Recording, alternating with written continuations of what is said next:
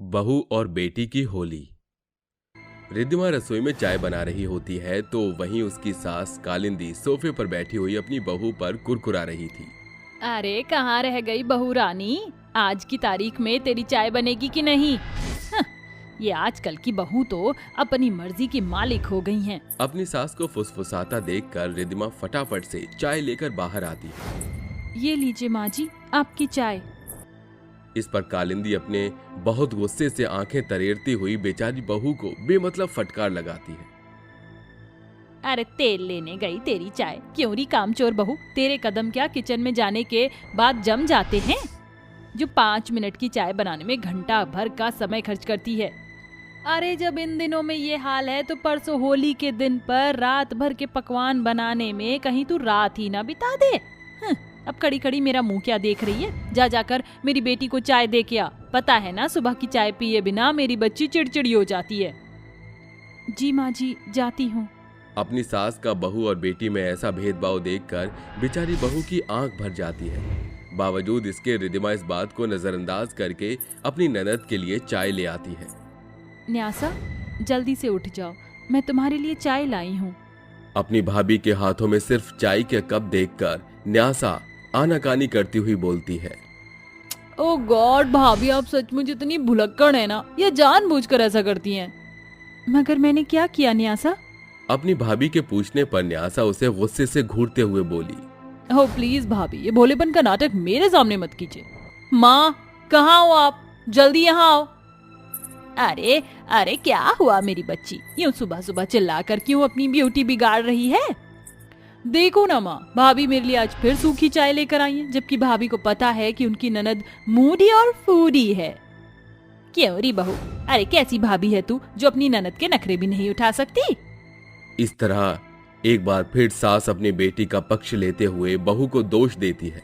कुछ देर बाद, रिद्धिमा बहू, रसोई का काम खत्म हो जाए तो आज से ही घर की साफ सफाई शुरू कर देना, क्योंकि होली में बस आज और कल का दिन ही बचा है।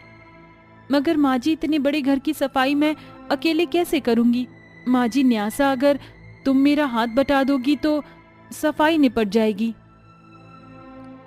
न्यासा घर की क्लीनिंग का काम करे? नो वे भाभी, ऑलरेडी होली की प्लानिंग को लेकर मैं बिजी हूँ। तू चिंता ना कर मेरी बिटिया, तुझे कुछ भी करने की जरूरत नहीं। और बहू, होली की सफाई ही तो करनी है, कोई पहाड़ थोड़ी तोड़ना है।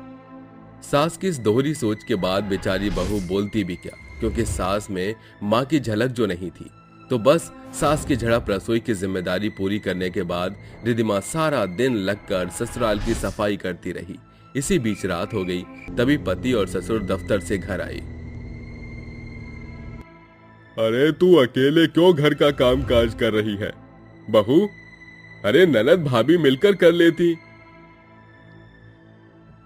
वो ससुर जी, न्यासा अपने कमरे में है। दिन भर काम करके थककर चूर हुई बहू में अब इतनी हिम्मत नहीं थी कि वो खाना बना सके, मगर हर हाल में बहू का फर्ज तो निभाना ही था। अगले दिन होलिका दहन का दिन दस्तक देता है। माँ देखो ना, मीशो पर होली का बम्पर धमाका छाया हुआ है। मुझे होली पर ये ड्रेस चाहिए, मैं ये मंगा लूं?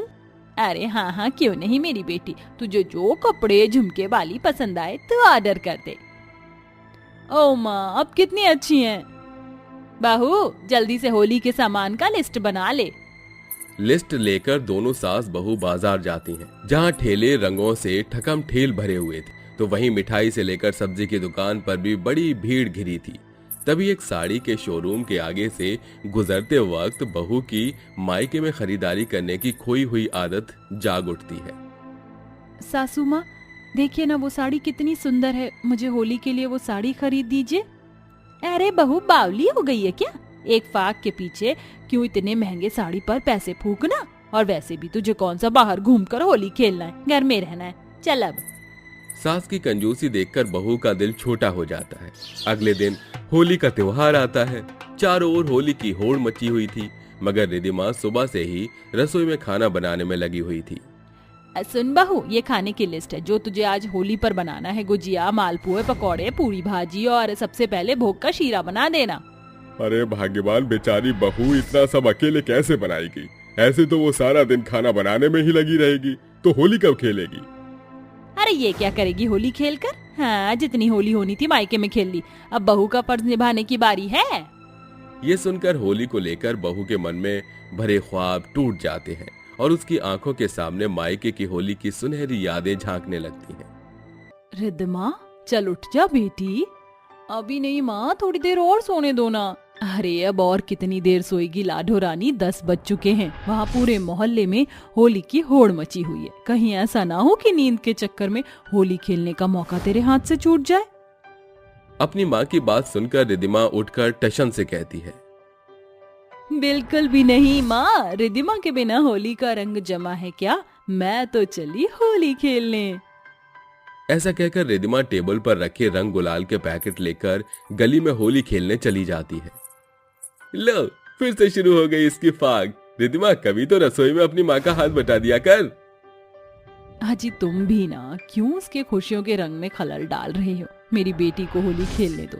जा रिद्धिमा, और हाँ, तेरे कमरे के कबर्ड में होली के नए कपड़े रखे, आज फाग पर वही पहनना, बहुत सुंदर लगेगा। माँ, आप मेरे बिन गए मेरा सब कुछ कैसे समझ जाती हैं? क्योंकि मैं माँ हूँ तेरी रिद्धिमा, और माँ हर हालत में अपने बच्चों की खुशी चाहती है।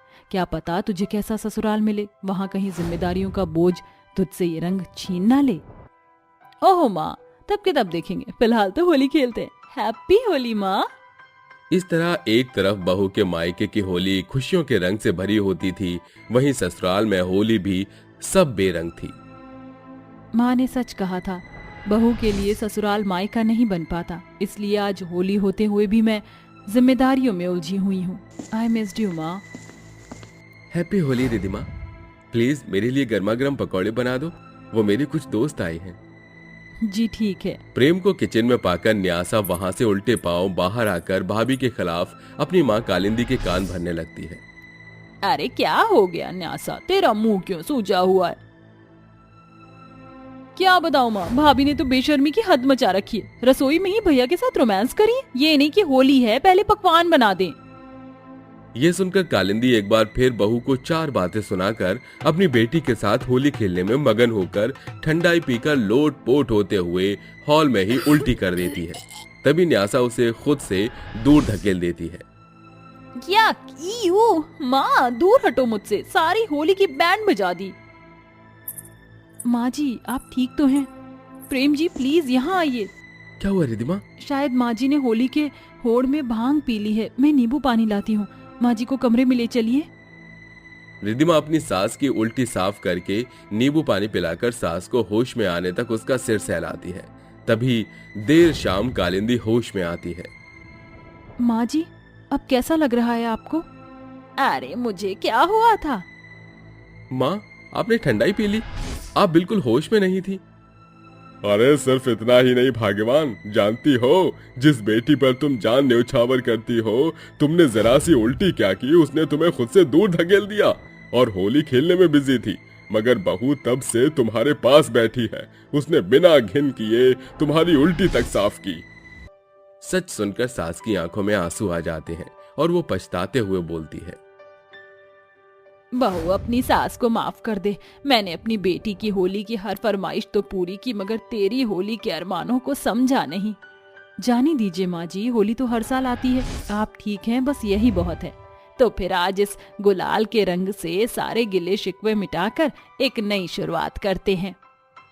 इस तरह आखिर में सास बहू अपने मन की खटास मिटाकर एक दूसरे को गुलाल से होली खेलती हैं। साथ ही न्यासा भी अपने बुरे बर्ताव के लिए माफी मांगकर रिद्धिमा को रंग लगाती है। आखिरकार खटपट से शुरू हुआ होली का त्योहार खुशी के साथ खत्म होता है। थोड़ी देर और रुक जाइए, मैं आपका लंच पैक कर देती हूँ, उसके बाद आप अपने काम पर निकल जाइएगा। मैं बहुत लेट हो रहा हूँ, आज मुझे ऑफिस थोड़ा जल्दी जाना है और तुम तो जानती हो अगर ऑफिस नहीं जाऊंगा तो मीटिंग कैंसिल हो जाएगी। ओहो, आप और आपकी ऑफिस की मीटिंग कभी खत्म ही नहीं होती है। वैसे लो, मैंने आपका लंच पैक कर दिया है, ले जाओ। अपनी सास और ससुर का ऐसा प्यार देखकर उनकी तीनों बहुएं आपस में बात करने लगती हैं। देखो तो जरा, माँ और बाबूजी का प्यार कितना अनोखा है। ये दोनों एक दूसरे से कितना प्यार करते हैं। हाँ हाँ, तुमने बिल्कुल सही कहा, हमारे सास ससुर की जोड़ी ही अनोखी है। पिताजी सबको बहुत प्यार करते हैं। और ये पिताजी का प्यार ही तो है जो हम सभी को जोड़े रखता है। अच्छा चलो अब छोड़ो और घर का काम कर लो, क्योंकि अगर माँ जी हमें इस तरह बातें करते हुए देखेंगे तो हमें खूब डांट लगाएंगे। वह तीनों घर की साफ सफाई और घर के कामों में लग जाती हैं। वहीं संजीत भी अपने ऑफिस के लिए निकल जाता है। देखते ही देखते पूरा दिन गुजर जाता है और शाम को हेमा अपने पति के आने का इंतजार करने लगती है। शाम का ये वक्त हो गया है, आज से पहले संजीत जी को कभी भी आने में देरी नहीं हुई, फिर आज वो कैसे लेट हो गए, कुछ समझ नहीं आ रहा, अब मैं क्या करूं।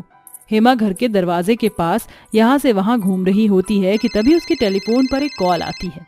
हे भगवान जी, एक तो संजीत जी अभी तक आए नहीं है, ऊपर से ये फोन भी बज रहा है, जरा जाकर देखो तो सही आखिर कौन कॉल कर रहा है। हेमा जैसे ही फोन उठाती है, फोन के दूसरी तरफ से एक हॉस्पिटल के अंदर से नर्स हेमा से कहती है, क्या मेरी बात संजीत जी के घर से हो रही है? हाँ कहिए, आपकी बात संजीत जी के घर से ही हो रही है। ये कहते हुए मुझे अच्छा नहीं लग रहा, लेकिन मेरी मजबूरी है ये सब कहना। दरअसल बात यह है कि आपके पति का एक बहुत बड़ा एक्सीडेंट हो गया है, जिसके चलते वो इस दुनिया में नहीं रहे। आप हॉस्पिटल से आकर उनकी डेड बॉडी ले जाइएगा।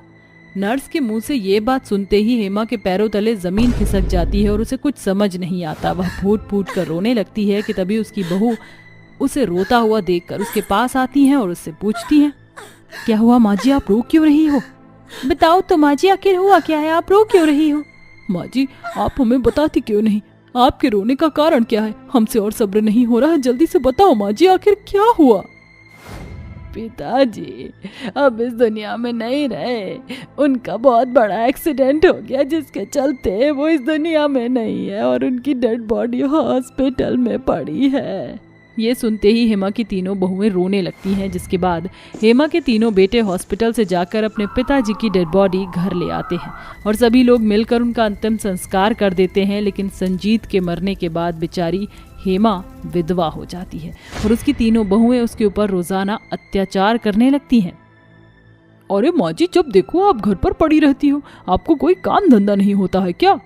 देखो कितने सारे कपड़े पड़े हैं धोने के लिए, काम करो, सबसे पहले जाकर आप कपड़े धो लो।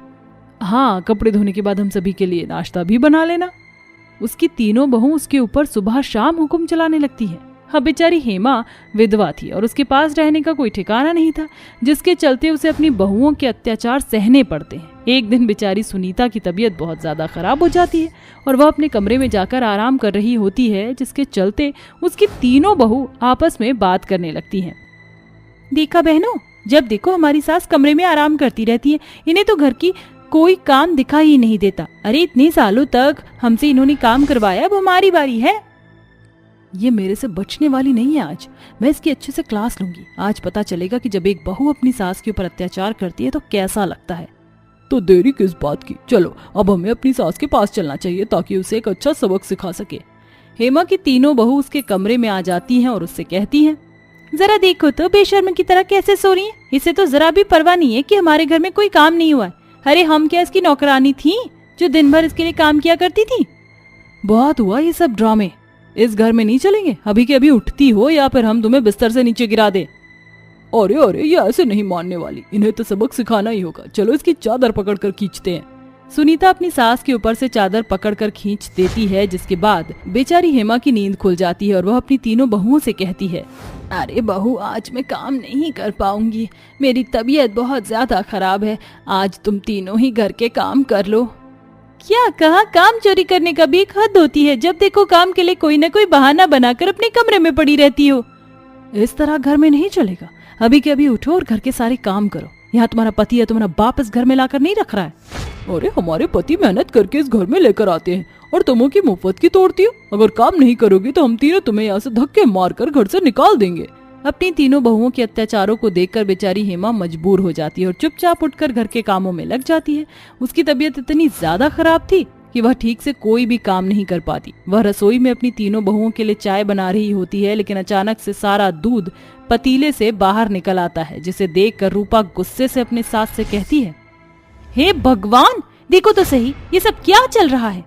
अरे तुम्हें इस घर की बर्बादी करने के अलावा और कुछ आता भी है या नहीं? रूपा की आवाज सुनते ही सुनीता और पायल भी वहां आ जाती हैं, जिसके चलते उन तीनों को भी बहुत तेज गुस्सा आता है। वह तीनों अपनी ही सास को पकड़ लेती हैं और घसीटते हुए घर से बाहर ले आती हैं। अरे पिताजी तो अब रहे नहीं, तो फिर इनके जीने का फायदा ही क्या है। विधवाओं वाली जिंदगी जीने से अच्छा है कि ये भगवान को प्यारी हो जाए, जिसमें हम इनकी मदद कर सकते हैं। जाओ पायल, जल्दी से पेट्रोल ले आओ, और रूपा तू रसोई से जाकर माचिस ले आओ। सुनीता की बात सुनते ही रूपा और पायल दोनों ही पेट्रोल और माचिस ले आती हैं, जिसके बाद वह तीनों मिलकर हेमा के ऊपर पेट्रोल छिड़क देती हैं। ये सब देख हेमा अपनी जान की दुहाई मांगते हुए अपनी तीनों बहुओं से कहती है, अरे बहुओं, तुम ये क्या कर रही हो? छोड़ दो मुझे, मैंने तुम्हारा क्या बिगाड़ा है? अरे तुम मुझे क्यों जान से मार रही हो? तुम जो कहती हो मैं सब कुछ तो करती हूँ, उसके बाद भी तुम मुझे मार रही हो। तुम्हें जीने का कोई अधिकार नहीं, तुम भी दफा हो, इसलिए हम तुम्हें मार रहे हैं। तुम ऊपर जाकर अपने पति से मुलाकात करना। सुनीता ऐसा कहकर माचिस जलाती है, लेकिन तभी हेमा के तीनों बेटे वहां आ जाते हैं और ये सब देख लेते हैं। ये सब क्या हो रहा है? तुम तीनों हमारी माँ को क्यों मारना चाहती हो? तुम तीनों की हिम्मत कैसे हुई हमारी माँ के ऊपर इतने अत्याचार करने की? मुझे बचा लो बेटा, बेटा मुझे बचा लो, ये तीनों मुझे जान से मारना चाहती है, मुझे इनसे बचा लो। हेमा अपनी तीनों बहुओं की सच्चाई अपने तीनों बेटों को बताती है, जिसके चलते उसके तीनों बेटे अपनी तीनों पत्नियों को तलाक दे देते हैं और अपनी माँ के साथ रहने लगते हैं। जिसके बाद वह तीनों अपनी माँ का अच्छे से ख्याल रखते हैं और अब हेमा अपने तीनों बेटों के साथ खुशी खुशी रहने लगती है।